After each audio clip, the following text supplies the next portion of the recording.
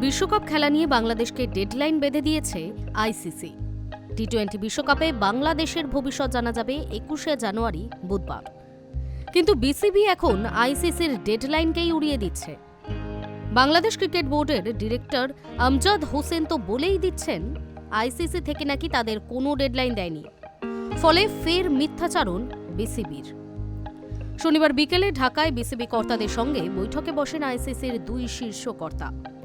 বিশ্ব ক্রিকেটের নিয়ামক সংস্থার দুই শীর্ষ কর্তাকে বাংলাদেশ বোর্ড জানিয়ে দিয়েছে নিরাপত্তা সংক্রান্ত যে কারণ তারা দেখিয়েছে তা নিয়ে বোর্ড চিন্তিত। সেক্ষেত্রে তারা চাইছে ভারতের বদলে শ্রীলঙ্কায় খেলতে। বাংলাদেশের এই বিকল্প প্রস্তাব নিয়ে আইসিসি এখনও সরকারিভাবে কোনো প্রতিক্রিয়া দেয়নি।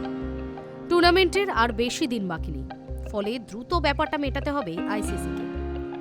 যা খবর তাতে 21শে জানুয়ারি বুধবারের মধ্যে পুরো চিত্র পরিষ্কার হয়ে যাবে, না হলে অন্য দলকে বেছে নেবে আইসিসি। তবে বাংলাদেশ বোর্ডের মিডিয়া ডিরেক্টর আমজাদ হোসেনের দাবি, আইসিসি থেকে এরকম কিছু জানানো হয়নি। তার বক্তব্য, গত শনিবার আইসিসির একজন প্রতিনিধি আসেন, তার সঙ্গে আমাদের প্রতিনিধি দলের কথা হয়। বিশ্বকাপে আমাদের অংশগ্রহণের ভেন্যু নিয়ে জানিয়ে দিয়েছি ভারতে খেলতে আমরা অপারগ। আইসিসির প্রতিনিধি জানান যে এটা নিয়ে তিনি পরবর্তী সিদ্ধান্ত জানিয়ে দেবেন, তবে কোনো সুনির্দিষ্ট তারিখ জানানো হয়নি। শুধু জানিয়েছেন পরবর্তী তারিখটি কবে জানিয়ে দেবেন। তবে ঘটনা হচ্ছে, এর আগে দেখা গিয়েছে কর্তা ব্যক্তিদের অবস্থান থেকে পরে নিজেই সরে আসে বিসিবি। ব্যক্তিগত মন্তব্য বলে দায় এড়িয়ে যাওয়া হয়। এবারও সেরকম হবে না তো?